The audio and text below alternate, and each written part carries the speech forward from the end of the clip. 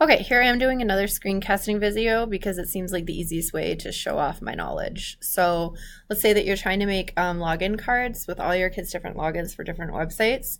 So you download your data into an Excel spreadsheet, which is pretty easy to either copy and paste or download like that from most websites. If you had like more than one website username and password on here, then you might have like username for X, username for this. But I just have one set of fake data. So I'm going to go to Word, and you're going to click Mailings up here at the top. Start Mail Merge, Step-by-Step Mail Merge Wizard, Labels, Label Options. The tutorial I was using just kind of suggested using this. I think it's 5263. Oops. Just because it's like a nice size. So then you don't have to make up the size yourself.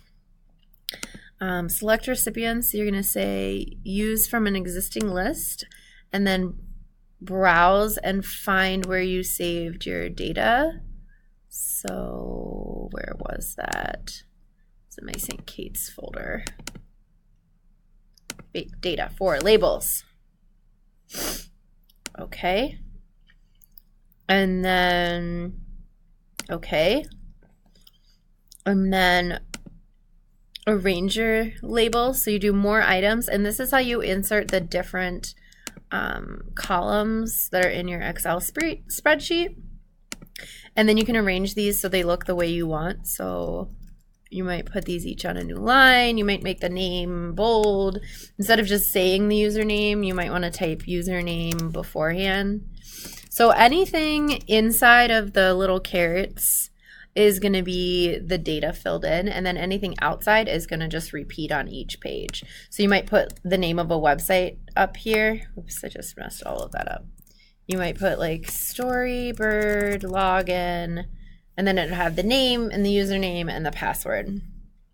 And then when you're ready, if you click update all labels, all of the other labels are going to match up with that first one. Preview your labels. So this is where you're going to get your actual names in there.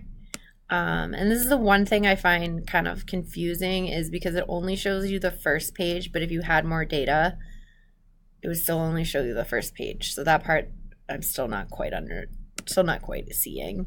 And then here you go, and you can either add individual labels if there's like a mistake you see, or you can print the whole thing and it'll send it to the printer for you. Whoops, I didn't actually mean to print that. But there you go. That's the new cool thing I learned. That's kind of a merge between Excel and Microsoft Word, and just discovered it yesterday when I was like, there has to be an easy way to do this. So I found it. Thanks.